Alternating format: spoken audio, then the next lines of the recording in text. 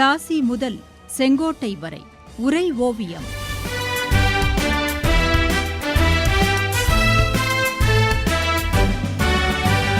சும்மாவா வந்தது சுதந்திரம் என்பது, சும்மாவா வந்தது.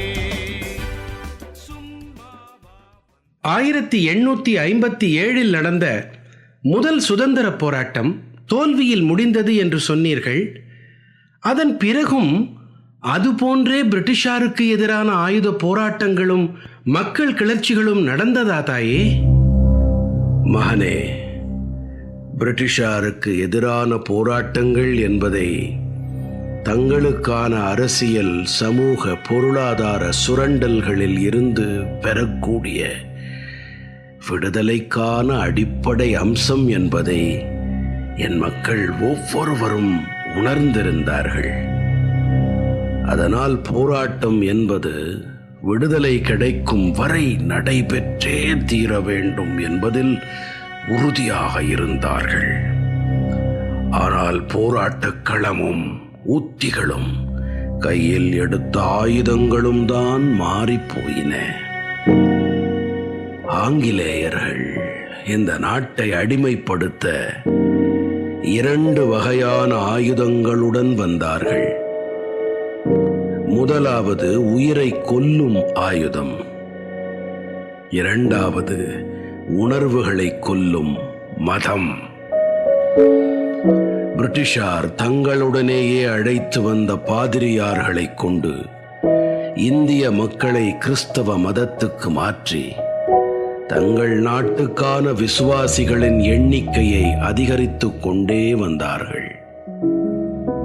அதற்காக அவர்கள் கையாண்ட வழிமுறைதான் இந்த நாட்டின் பண்பாடு, கலாச்சாரம், மொழி, சமூக, சமுதாய உணர்வுகளை கேலிக்குரியதாக்கி கொச்சைப்படுத்தி அவற்றின் மீதான பெருமித உணர்வை முற்றிலும் அழித்து தங்களை குறித்த உயர்வான எண்ணத்தை விதைத்து மக்களை தங்கள் அடிமைகளாக்கிக் கொள்வது.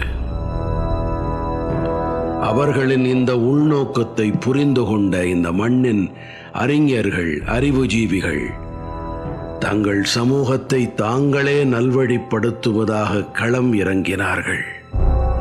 அவர்களும் பிரிட்டிஷாருக்கு எதிரான போர் வீரர்கள்தான்.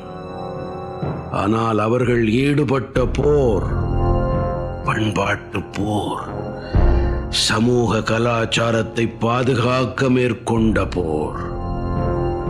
அந்த போரில் எத்தனை அறிஞர்கள் தங்களுக்கு உகந்த வழிமுறையில் களம் இறங்கி இந்த மக்களை ஆட்கொண்டார்கள். அதற்காக அவர்கள் சமுதாய, சமய சீர்திருத்த இயக்கங்களை நிறுவி வழிநடத்தினார்கள். அப்படித்தான் என் சுதந்திர போராட்ட வரலாற்றில் பிரம்ம சமாஜம், பிரார்த்தனா சமாஜம், ஆரிய சமாஜம், ராமகிருஷ்ணா இயக்கம், பிரம்ம ஞான சபை என ஆன்மீக கலாச்சார இயக்கங்களும் அதன் பின் நின்று செயல்பட்ட தன்னலமற்ற அந்த மாவீரர்களும் தனித்துவமான அடையாளத்தை பதிவு செய்தார்கள். அவர்களால் இந்திய தேசிய உணர்ச்சி விரைவாகவே வளர்ச்சி கண்டது. அந்த தேசிய உணர்ச்சிக்கான அறிவு, ஆன்மீக உணர்வுகளை அவர்களே வழியமைத்துக் கொடுத்தார்கள். சாதி முறைகள், பாகுபாடுகள், குழந்தை திருமணம், சிசு கொலை, விதவைகளை ஒதுக்கி வைப்பது போன்ற சமூக கேடுகளை எதிர்த்து களம் கண்டார்கள். சமூக சீர்திருத்தம், பழமையை மீட்டெடுத்தல், பகுத்தறிவு கொண்டு அணுகுதல் என இந்த சமுதாயத்தை அடுத்த கட்டத்துக்கு கொண்டு செல்ல முயன்றார்கள். இந்த சீர்திருத்தவாதிகளில் முதன்மையானவனாக ராஜா ராம் மோகன் ராயை இந்த உலகம் கண்டது. அவன் சொன்னான், இந்துக்கள் பின்பற்றும் மத முறைகள் அவர்களது அரசியல் நலன்களை பாதுகாப்பதாக இல்லை என்றான். சாதி வேறுபாடுகள் பல்வேறு பிரிவுகளையும் உட்பிரிவுகளையும் ஏற்படுத்திவிட்டது. இந்த அம்சம் அவர்களிடையே நாட்டுப்பற்றை வளரவிடாமல் செய்துவிட்டது என்று தன் தாய்நாட்டின் அடிமைத்தனத்துக்கான காரணத்தையும் கண்டறிந்தான். அந்த காரணத்தால் தான் நாட்டுப்பற்றும் தேசபக்தியும் மக்களிடம் வளர வேண்டுமானால் சாதி பிரிவினைகளும் மூடப்பழக்கங்களும் மறைய வேண்டும் என்று முழங்கி ஓர் அமைப்பையும் தொடங்கினான். அதன் பெயர் பிரம்ம சமாஜம்.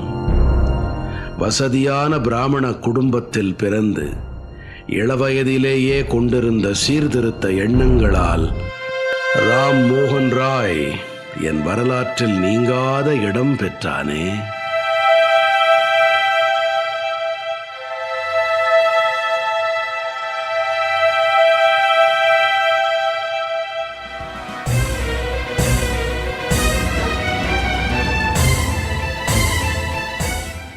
பிளாசி முதல் செங்கோட்டை வரை உரை ஓவியம் கேட்டீர்கள்.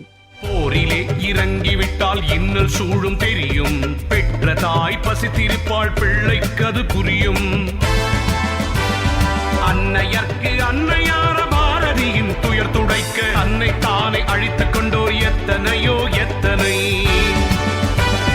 சும்மாவா வந்தது சுதந்திரம் என்பது, சும்மாவா வந்தது.